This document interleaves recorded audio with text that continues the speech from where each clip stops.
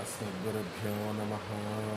श्रीरङ्गसिंहगिरिदेशिकपादसेवा प्राप्ताप्लद्रविडवेदरहस्यजातं श्रीगौतमान्वयजमाश्रितभागधेयं गोपालदेशिकमहं शरणं प्रपद्ये।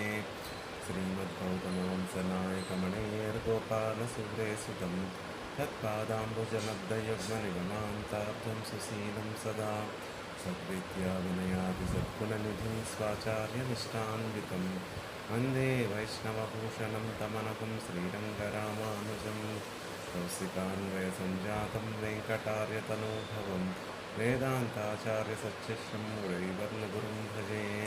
कन्दाडवंशसञ्जातं रङ्गाचार्यतनूभवं गोपालाचार्यसच्चात्रं गोपालगुरुमाश्रये। భాగవతోత్తములందరికీ దాసోహాలు సమర్పిస్తూ శ్రీమాన్ వెంకటనాథార్య కవితార్కికకేసరి వేదాంతాచార్యవర్యో మే సన్నిధత్తాం సదా హృది రామానుజదయాపాత్రం జ్ఞానవైరాగ్యభూషణం శ్రీమద్వేంకటనాథార్యం వందే వేదాంతదేశికం.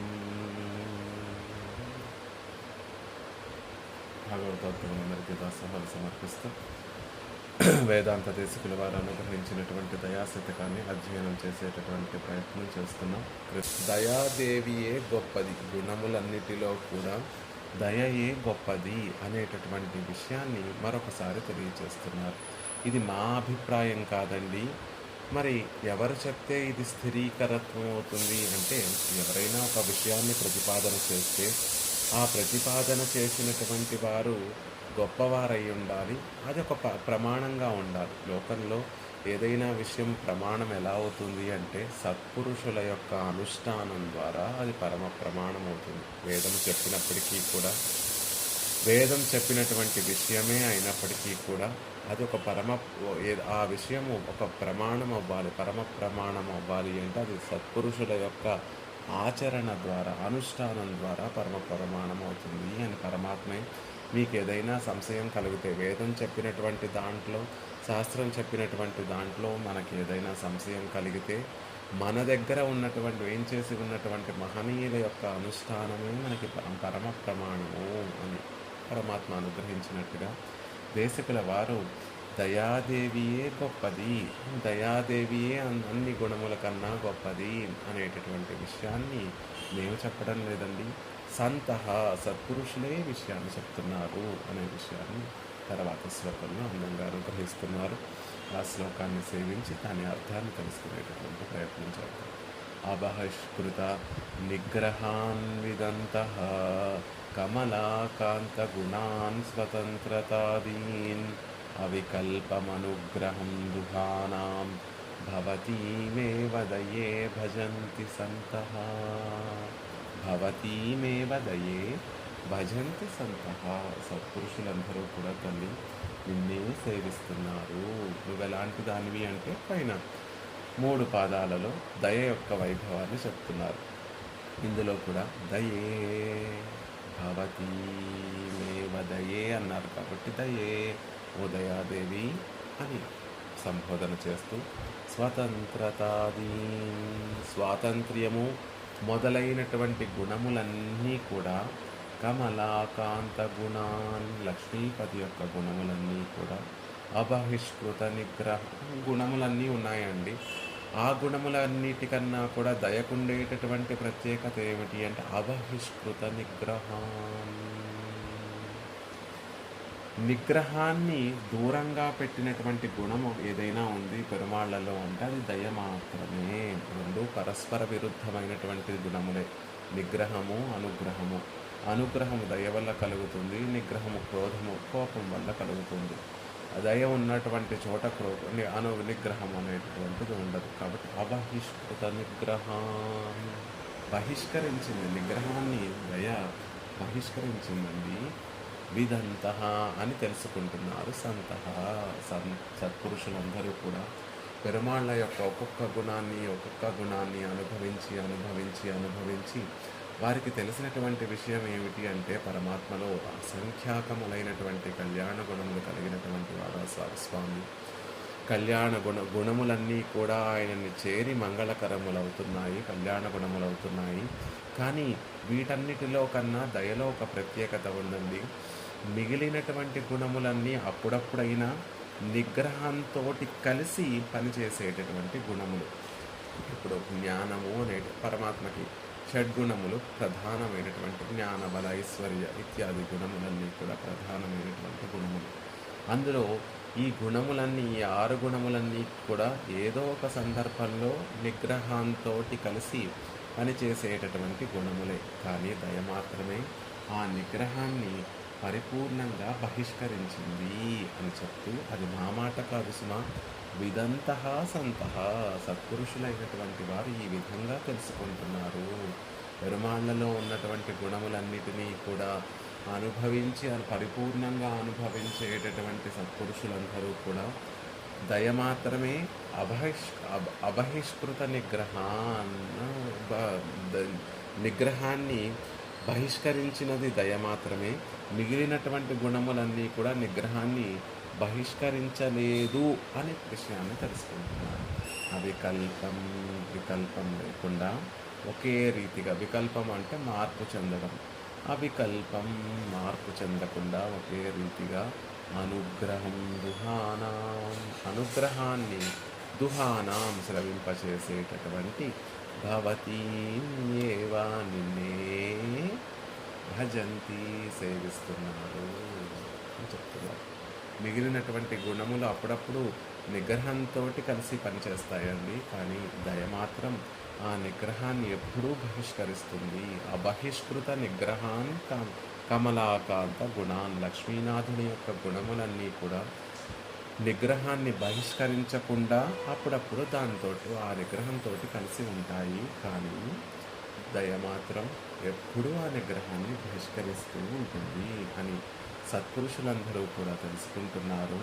అంతేకాకుండా అవికల్పం అనుగ్రహం దుహానాం, ఇంకా దయకుండేటటువంటి ప్రత్యేకత ఏమిటి అంటే ఒకే రీతిగా మార్పు చెందకుండా ఒకే రీతిగా ఎప్పుడూ అనుగ్రహాన్నే కురిపించేటటువంటిది దయ. కాబట్టి అలా అనుగ్రహాన్ని స్రవింపచేసేటటువంటి దయగా నిన్ను గుణంగా గ్రహించి నిన్ను సేవిస్తున్నారు అనే విషయాన్ని అందంగా చెప్తున్నారు.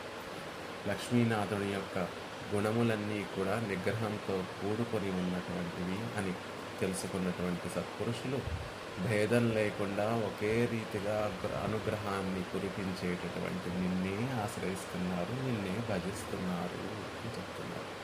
అంటే పరమాత్మకు ఉండేటటువంటి గుణములన్నిటిలో కూడా దయ గొప్పది, దానికే ఒక గొప్పతనం ఉంది, దయకే ఒక గొప్పతనం ఉంది అని చెప్పడానికి సత్పురుషుల యొక్క అనుష్ఠానాన్ని పరమ ప్రమాణంగా ఇందులో చూపిస్తున్నారు. భజంతి సేవిస్తున్నారు, ఎవరు సత్పురుషులు నిన్ను సేవిస్తున్నారు అని చెప్పడం ద్వారా సత్పురుషుల అనుష్ఠానాన్ని పరమ ప్రమాణంగా చెప్తున్నారు. పెరుమాళ్ల యొక్క క్రోధము ఆశ్రితుల విరోధములను నశింపచేసి వారి వారి వర్ణాశ్రమ ధర్మాలన్నీ కూడా నిర్వహింపచేసే విధంగా చేస్తున్నందువల్ల దయాదేవికి ఆ క్రోధం దాస్యవృత్తిని వచ్చేస్తోంది అని క్రిందటి శ్లోకంలో తెలియచేసి, పరమాత్మ దయకి పరతంత్రుడు కాబట్టి దయాదేవి యొక్క గొప్పతనాన్ని ఇందులో దేశికుల వారు సత్పురుషుల యొక్క అనుష్ఠానంతో తెలియచేస్తున్నారు ఈ శ్లోకం యొక్క భావం. కమలాకాంత గుణాన్ స్వతంత్రతావీ, పరమాత్మ లక్ష్మీనాథుడికి ఉండేటటువంటి జ్ఞానము, శక్తి, బలము, ఐశ్వర్యము, వీర్యము, తేజస్సు అనేటటువంటి గుణములే కాకుండా స్వాతంత్ర్యము ఇత్యాది అసంఖ్యాక గుణములన్నీ కూడా లక్ష్మీనాథుడు కలిగినటువంటి వాడు. లోకంలో సామాన్య సంపత్తు కలిగినటువంటి వాడే స్వేచ్ఛగా విహరిస్తూ ఉంటాడు. మరి కమలాకాంతుడు ఇంకెంత స్వాతంత్ర్యంతో విహరిస్తూ ఉండాలి? పట్టణ వారు చమత్కారంగా చెప్తారు, అమ్మ లోకంలో ఏమాత్రం సంపదలు ఉన్నా కూడా లోకంలో చూస్తూ ఉంటాము, కొంచెమే సంపదలు కలిగినటువంటి వారి కన్నులు కూడా ఎర్రగా ఉంటాయి. సంపదలు కలిగి ఉన్నాయి, మాకు సంపదలు ఉన్నాయి అనేటటువంటి ఒక ఆలోచనతోటి ఆ వైభవం అంతా కూడా వారి కన్నులలో కనిపిస్తూ ఉంటుంది. నీ భర్త నీ భర్తని ఎప్పుడూ కూడా చూస్తూ ఉంటావు. శ్రీమన్నారాయణుడిని ఎప్పుడూ కూడా చూస్తూనే ఉండడం వల్ల ఆయనలో ఒక ఉభయ విభూతి నాయకుడైపోయాడు. ఆయన సంపదంతా కూడా తెలిసేటట్టుగా ఆయన కన్నులు కూడా నిత్యము కూడా ఎర్రని వర్ణంలో ఉంటాయి. అందుకే వేదములు ఆయనని పుండరీకాక్షుడు అని కదా కొనియాడుతున్నాయి. అలా నీ కటాక్షం పడితేనే ఒక వైభవం సంతరించుకున్నటువంటి వారి యొక్క నేత్ర సౌందర్యాన్ని వర్ణించడం ఎవరికీ సాధ్యం కాదు. అలాంటిది నీ నేత్ర సౌందర్యాన్ని వర్ణించడం మా తరం అవుతుందా అని భట్టర్ వారు చమత్కారంగా ఒక శ్లోకంలో శ్రీగుణరత్న కోసంలో చెప్తూ ఉంటారు. అలా కమలాకాంతుడు ఈయనలో ఉభయ విభూతి నాయకుడు. ఆయనకి స్వాతంత్ర్యం ఎంత ఉంటుందండి అంటే ఆయన నిరంకుశ స్వాతంత్ర్యం కలిగినటువంటి వాడు. దానికి కారణం ఏమిటి అంటే కమలాకాంతాం స్వతంత్రతాది స్వాతంత్ర్యము ఇత్యాది గుణములన్నీ కూడా ఆయనలో ప్రకాశించడానికి కారణం కాంతుడు కాబట్టే, లక్ష్మీదేవికి వల్లభుడు కాబట్టే అని చెప్తున్నారు. అదొక అదొక కారణం అండి. స్వాతంత్ర్యం కలిగి ఉండడానికి అదొక కారణమే అని చమత్కారంగా చెప్తూ అసలు లోకంలో గుణలుబ్ధాః స్వయమేవ సంపదః, గుణములు కలిగినటువంటి వాడికి సంపదలు ఆటోమేటిక్గా లోకంలో అందుతాయి. మంచి గుణములు ఎవరిలో అయితే ఉంటాయో ఆ గుణములో ఉన్నటువంటి వారిని సంపదలు తామే వచ్చి ఆశ్రయిస్తాయి. ఇది లోక సహజమైనటువంటి ఒక ధర్మం. ఎవరిలో అయితే మంచి గుణములు అంటే ధర్మంగా ఉండటము, కష్టపడేటటువంటి తత్వము కలిగినటువంటి వారిని సంపదలు తామే వచ్చి వరిస్తాయి, సంపదలు తామే వచ్చి ఆశ్రయిస్తాయి. ఇక్కడ పరమాత్మ సకల కళ్యాణ గుణాకరుడు కాబట్టి కమలాకాంత, లక్ష్మీదేవి వచ్చి ఆయనని వరించింది కాబట్టి కమలాకాంతుడయ్యాడు అని అందంగా తెలియజేస్తున్నారు. ఆయన కళ్యాణ గుణాలను సేవిస్తూ ఆ కళ్యాణ గుణాలను అనుభవిస్తూ లక్ష్మీదేవి కూడా శ్రీయ, నాకు శ్రీ అయినటువంటి వాడు, నేను సేవించేటటువంటి నా చేత సేవింపబడేటటువంటి వాడు అని లక్ష్మీదేవి కూడా నిత్యము ఆయన కళ్యాణ గుణాలను సేవిస్తూ ఆ కళ్యాణ గుణమును అనుభవిస్తూ ఉంటుంది. కాబట్టి కమలాకాంత గుణ, ఆయనకున్నటువంటి స్వాతంత్ర్యం ఎలాంటిది అంటే నిరుపాధికమైనటువంటి స్వాతంత్ర్యము. ఏదో ఒక దాని వల్ల వచ్చినటువంటి స్వాతంత్ర్యం కాదు. లోకంలో ఆయా స్థానాలలో ఉన్నటువంటి దేవతలందరికీ కూడా పరమాత్మ తన కటాక్షం చేత ఆయా స్థానాలలో నిలబెట్టాడు. ఆయా పదవులను పరమాత్మ అనుగ్రహించాడు కాబట్టి ఉపాధిపూర్వకంగా కలిగినటువంటి స్వాతంత్ర్యం మిగిలినటువంటి దేవతలది.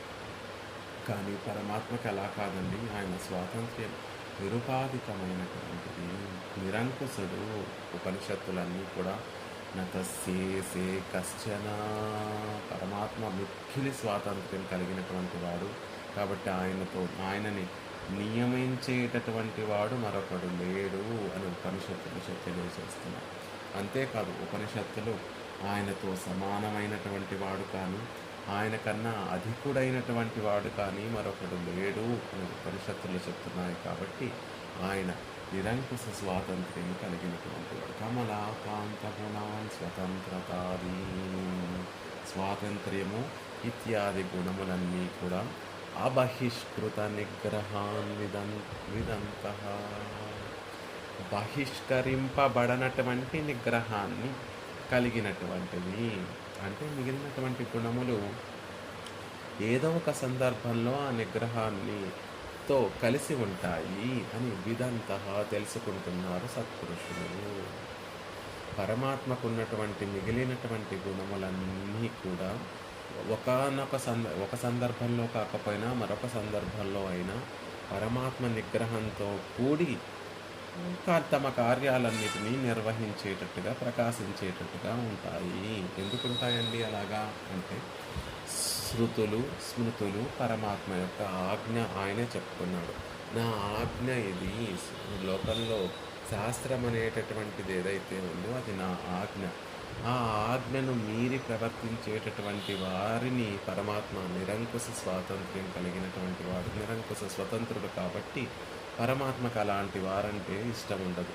పరమాత్మ శాస్త్రాన్ని అతిక్రమించి ఎవరైతే ప్రవర్తిస్తున్నారో వారిని నిగ్రహించాలి అని చూస్తాడు. ఎందుకంటే పితేవ తండ్రి కాబట్టి. తండ్రి పిల్లవాడు ధర్మంగా ఉండకపోతే, పిల్లవాడు అదుపు తప్పిపోతుంటే ఒక దెబ్బ వేసైనా వాడిని సన్మార్గంలో పెట్టాలని చూస్తూ ఉంటాడు. పరమాత్మ కూడా శాస్త్రాన్ని అతిక్రమించి చేయకూడనటువంటి పనులన్నిటినీ చేస్తూ, చేయవలసినటువంటి పనులన్నిటినీ విడిచిపెడుతూ మనం ప్రవర్తిస్తూ ఉంటే నిగ్రహాన్ని చూపించైనా మనల్ని సన్మార్గంలో పెట్టాలని అప్పుడప్పుడు దండన విధించేటటువంటి ప్రయత్నం చేస్తూ ఉంటాడు.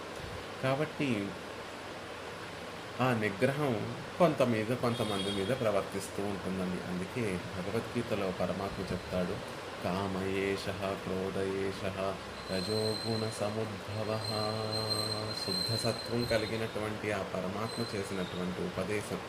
లోకంలో కొంతమంది పాపాన్ని చేస్తున్నారు, కొంతమంది మంచి పనులు ధర్మబద్ధంగా జీవిస్తున్నారు. దానికి కారణం ఏమిటి అని అర్జునుడు అడిగినటువంటి ప్రశ్నకి సమాధానంగా, ఓ అర్జున, ఇంత మనసు పాపం వైపు ప్రవర్తించడానికి కారణము రెండు గుణములు సుమ. కామయేష క్రోధయేష. కామము క్రోధము అనేవి రెండు ఏవైతే ఉన్నాయో, కామము అంటే కోరిక, వస్తువులన్నిటినీ కూడా పొందాలి, విషయాలన్నిటినీ కూడా పొందాలి అనేటటువంటి కోరిక. ఆ కోరుకున్నటువంటి విషయం కానీ, కోరుకున్నటువంటి వస్తువు కానీ లభించకపోతే కలిగేటటువంటి భావనను క్రోధము అంటారు. ఈ కామము క్రోధము ఏదైతే గుణములు ఉన్నాయో, ఈ గుణములే అన్నిటికీ కారణం. జీవుడు పాపము వైపు ప్రవర్తించడానికి కారణమే కామము క్రోధము అనేటటువంటి గుణం. మరి ఈ గుణములు ఎలా ఉద్భవిస్తాయి జీవుల్లో? రజో గుణ సముద్భవ. రజస్సు అనేటటువంటి గుణము వల్ల ఈ కామక్రోధములు అనేటటువంటివి జనిస్తున్నాయి. కాబట్టి పాపములన్నిటికీ కూడా కారణమైనటువంటి కామక్రోధాలను విడిచిపెట్టాలి. రజోగుణం మనలో తగ్గి సత్వగుణం పెరిగేటట్టుగా మనని మన మనసును నియంత్రించుకోవాలి. మనం అలా ఉండాలి అని, అలా మన మనసుని సత్వగుణంతో నింపుకునేటటువంటి ప్రయత్నం చేయాలి అనే విషయాన్ని పరమాత్మ గీతలో అనుగ్రహిస్తారు. అలా పరమాత్మకి ఆజ్ఞను వర్తించకుండా, పరమాత్మ ఆజ్ఞను అంగీకరించి ఆయన చెప్పినటువంటి విధంగా నడుచుకోకుండా మిగిలినటువంటి విషయాల వైపు మనసును ప్రవర్తింపచేసి శాస్త్రాన్ని మీరి ప్రవర్తించేటటువంటి వారిని చూస్తే సహజంగా ఆయనకి అయ్యో వీరు నశించిపోతున్నారు, దండన విధించైనా నిగ్రహాన్ని చూపించైనా వీరిని రక్షించాలి. ముందు అనేక ఉపకారాలు చేస్తాడు. ఆ ఉపకారంలో భాగమే ఈ నిగ్రహాన్ని చూపించడం కూడా అనే విషయాన్ని చెప్తూ అలా నిగ్రహాన్ని చూపిస్తూ ఉంటాడు. ఎలా అయితే మనం పతితులని ప్రతికూలరు, మనకి ఇష్టమైనటువంటి వారిని ఇష్టం లేకుండా ఉన్నటువంటి వారందరినీ కూడా ఎలా అయితే దూరంగా పెట్టేస్తామో, అలా దయాదేవి కూడా ఈ నిగ్రహాన్ని దూరంగా పెట్టేస్తుందండి. కానీ మిగిలినటువంటి గుణములు ఉన్నాయే, ఆ గుణములు మాత్రం అప్పుడప్పుడు ఈ నిగ్రహంతో కలిసి వర్తిస్తూ ఉంటాయి. జ్ఞానం ఉంది, జ్ఞానం అనేటటువంటి గుణం ఉంది. అది జీవుడు చేసినటువంటి పుణ్యం ఎంత, పాపం ఎంత, ఈ జీవుడు ఎంత పుణ్యం చేశాడు, ఈ జీవుడు ఎంత పాపం చేశాడు. పరమాత్మ ఏం చేస్తాడు అంటే తానేదో ప్రత్యేకంగా సృజించి మనకి ఇవ్వడు.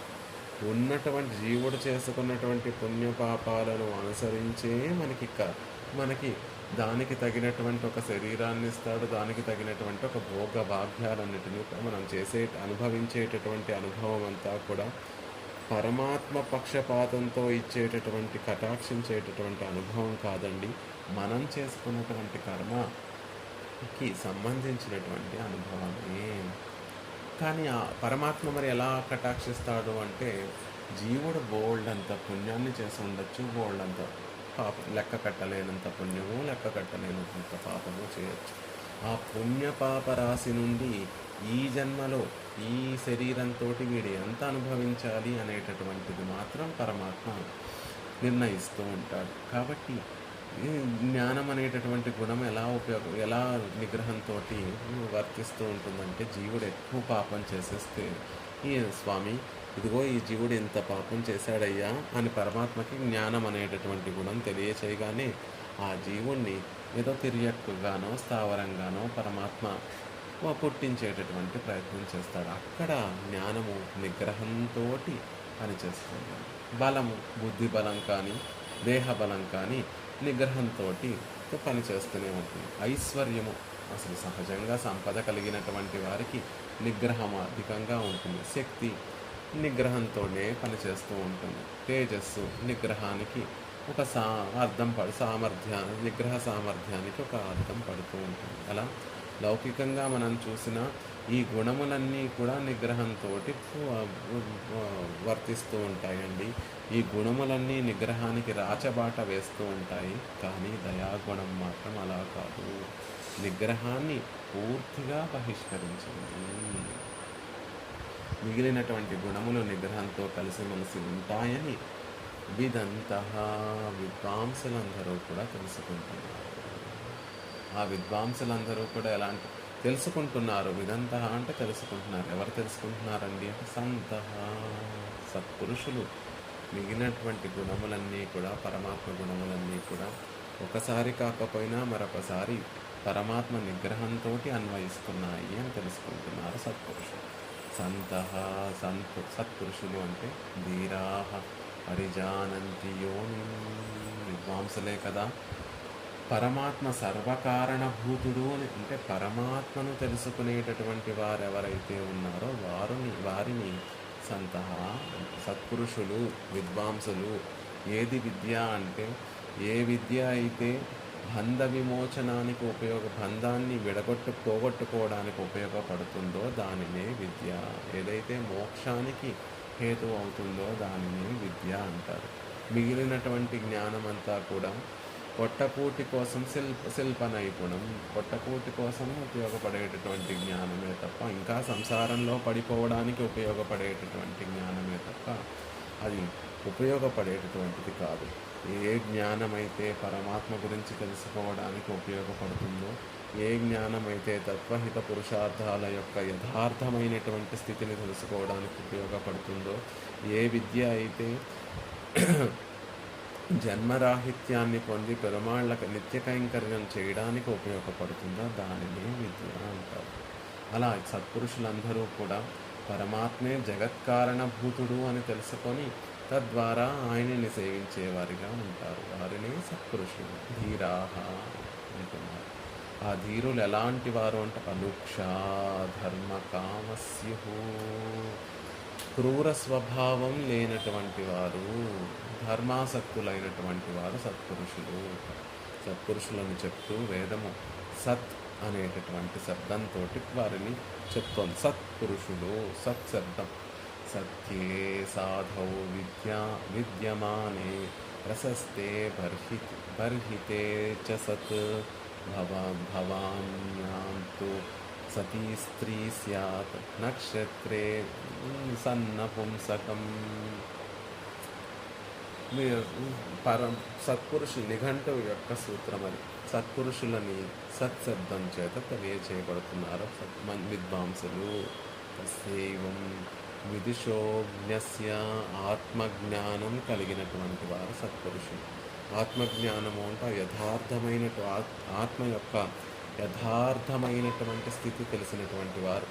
ఆత్మ పరమాత్మకి శేషభూతము, పరమాత్మకి దాస్యం చేయడం కోసమే ఆత్మ ఉంది అనేటటువంటి విషయాన్ని శేషత్వ జ్ఞానం కలిగినటువంటి వారే సత్పురుషులు. ఉపనిషత్తు అందంగా చెప్తుంది. అసన్నేవ సభవతి అసద్బ్రహ్మేతి వేద చేత్.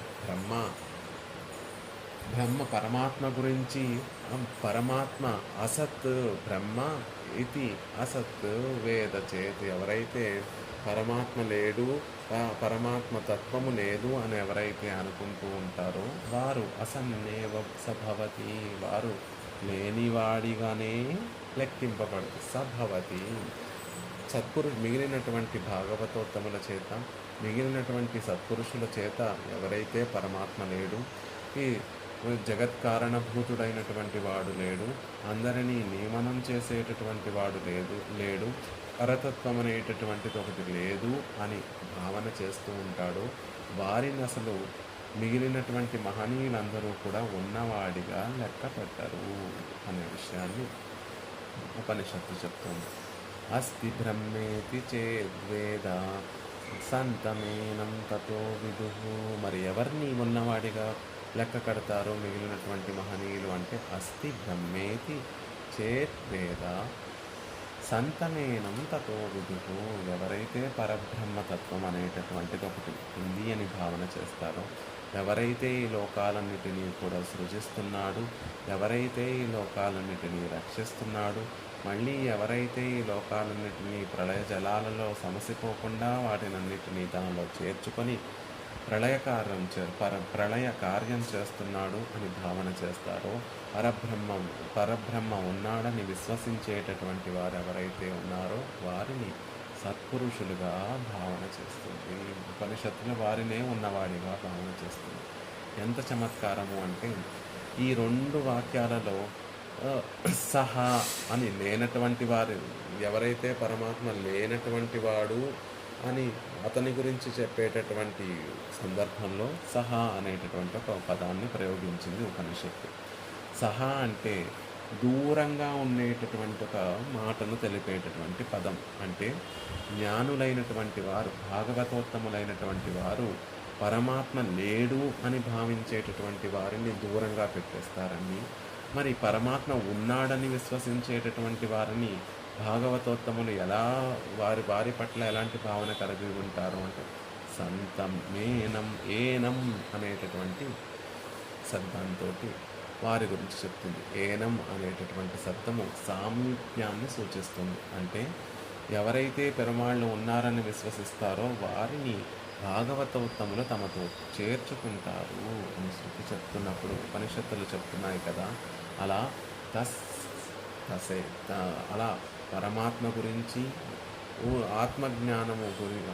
పరమాత్మ గురించి సుస్పష్టంగా యథార్థమైనటువంటి జ్ఞానం కలిగినటువంటి వారు, ఆత్మ యొక్క యథార్థమైనటువంటి స్థితి తెలుసుకున్నటువంటి వారు సంతః సత్పురుషులు సుమా అని చెప్తూ, వారు మిగిలినటువంటి గుణములన్నీ కూడా నిగ్రహంతో కలిసి ఉన్నటువంటి గుణములు అని తెలుసుకొని, నిగ్రహాన్ని బహిష్కరించినటువంటి గుణము దయయే అని తెలుసుకొని ఆ దయనే ఆశ్రయిస్తున్నారు.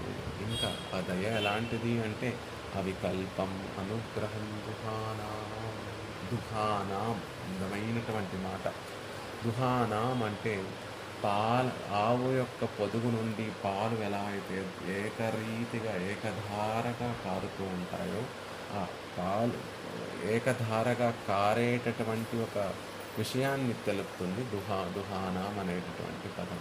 యథా తరుణవత్స గౌహు, లేక దూడలు తల్లి ఆవు దగ్గరికి చేరి ఎలా అయితే ఆ పాల పొదుగు నుండి ఆ పాలను త్రాగి ఆనందాన్ని అనుభవిస్తాయో, అలా అవికల్పం అనుగ్రహం దుహానాం. దయాదేవి కూడా అవికల్పం, మార్పు లేకుండా, అంటే ఒకసారి ఎక్కువగా కటాక్షించడము, ఒక్కొక్కసారి నిగ్రహం వల్ల తక్కువగా కటాక్షించడము అనేటటువంటి మార్పులేమి వికల్పములేమీ లేకుండా, అవికల్పం అలాంటి వికల్పములేమీ లేకుండా అనుగ్రహం దుహానాం, అనుగ్రహాన్నే ఎప్పుడూ కూడా కటాక్షిస్తుంది. ఆ కటాక్షించడము కూడా ఆవు యొక్క పొదుగు నుండి పాలు ధారలుగా కారినట్టుగా కటాక్షిస్తుంది అని చెప్తున్నారు. మనమందరం కూడా వత్సల వంటి వారం, దూడల వంటి వారం. దయాదేవి అనుగ్రహాన్ని కలిగించేటటువంటి ఒక గోవు అని తెలియచేస్తున్నారు. అవికల్పం అంటే ఒకప్పుడు నిగ్రహాన్ని మరొకప్పుడు అనుగ్రహాన్ని చూపించేటటువంటి భేదాభిప్రాయం. వికల్పం అంటే ఆ భేదాభిప్రాయం. వికల్పం లేకుండా, అవికల్పం లేకుండా ఎల్లప్పుడూ కూడా ఒకే రకమైనటువంటి అనుగ్రహాన్ని చేసేటటువంటి ఆవిడ దయాదేవి. దుహానాం అనడం వల్ల ఉధస్సు యొక్క భారాన్ని భరించలేక తనంత తాను పాలని నేల మీద స్రవింపచేసేటటువంటి ధేను.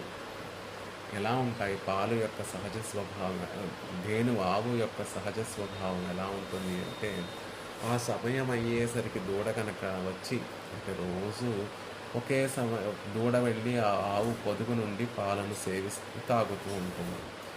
సమయానికి గనక యజమాని వచ్చి దూడని విప్పి ఆవు దగ్గరికి పంపించకపోతే, దూడ సమయానికి రాకపోతే, ఆ పొదుగులో ఉన్నటువంటి పాల భారాన్ని భరించలేక తనంత తాను ఆ పాలనన్నింటినీ కూడా స్రవింపచేసేస్తూ ఉంటుంది ధేను.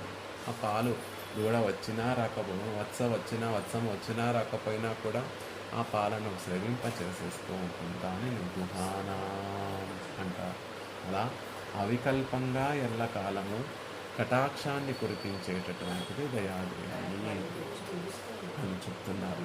భవతీమేవ భజంతి సంతః.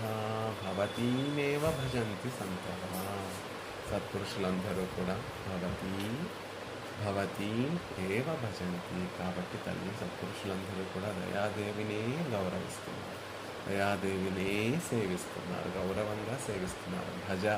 భజంతి అంటున్నారు. భజ అనేటటువంటి శబ్దము భజ సేవాయాం అని దాని యొక్క ధాతువార్థము సేవించడము. ఇతర ఎన్ని పరమాత్మలు ఎన్ని గుణములు ఉన్నా కూడా ఆ గుణముల వైపు చూడకుండా సత్పురుషులందరూ మహనీయులందరూ కూడా పెరుమాళ్ళ యొక్క కృప కోసమే నిరీక్షిస్తూ ఉంటారు. అందుకే ఆళ్వార్లైనా పూర్వాచార్యులైన పెరుమాళ్లలో ఎన్ని కళ్యాణ గుణములున్నా కూడా ఆ గుణములన్నిటినీ అనుభవించినప్పటికీ కూడా చివరికి దేనికోసమే మేము వేచి ఉన్నాము స్వామి అంటే నీ కటాక్షం కోసమే మేము వేచి ఉన్నాము. మెయిన్ పొరుள் పోగవిట్టు మేమయ్యే మిగవునందు ஆம்பரீசரிந்து கொண்டு ஐம்புலன்னகத்தடக்கி காம்பர தலை சிரைத்து உன் கடை தலையிருண்டு ஆஷும் சோம்பரே భక్తి పోలం షూష్ పునరంగత్తానే.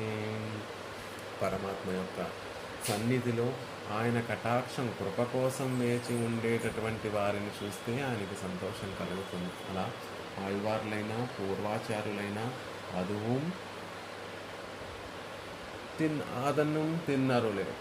మనలో ఒక మార్పు కలిగి ఒక ఉజ్జీవనం కలిగి పరమాత్మను చేరాలి అనేటటువంటి భావన కలిగి పరమాత్మ కటాక్షం చేత సౌహార్దం అనేటటువంటి ఒక మంచి మనసు, సౌహార్దంతో కూడినటువంటి మనసు కలిగి సమము దమము అనేటటువంటి గుణములు ఆత్మకి లభించిన, తద్వారా ఆచార్యులు లభించిన, ఆ తర్వాత నిత్యసూరులతో చేరేటటువంటి ఒక భాగ్యం మనకి లభించిన అంతటికీ కూడా కారణం ఏమిటి అంటే పెరుమాళ్ళ యొక్క కృపయే. కాబట్టి సత్పురుషులందరూ కూడా పెరుమాళ్లలో ఎన్ని కళ్యాణ గుణములను ఉన్నా కూడా ఎక్కువగా దేనిని ఆదరిస్తారు, ఎక్కువగా దేనిని సేవిస్తారు అంటే పరమాత్మ కృపను సేవిస్తారు అని సత్పురుషుల యొక్క అనుష్ఠానాన్ని ప్రమాణంగా చూపిస్తున్నారు. అలాంటి ఆ స్వామిని పరమాత్మలో ఉన్నటువంటి గుణములన్నిటిలో కూడా ఎక్కువ గౌరవము, ఎక్కువ సేవనము దేనిని సేవిస్తారు అంటే దయాగుణాన్ని సత్పురుషులు సేవిస్తారు అని చెప్తున్నారు. భజంతి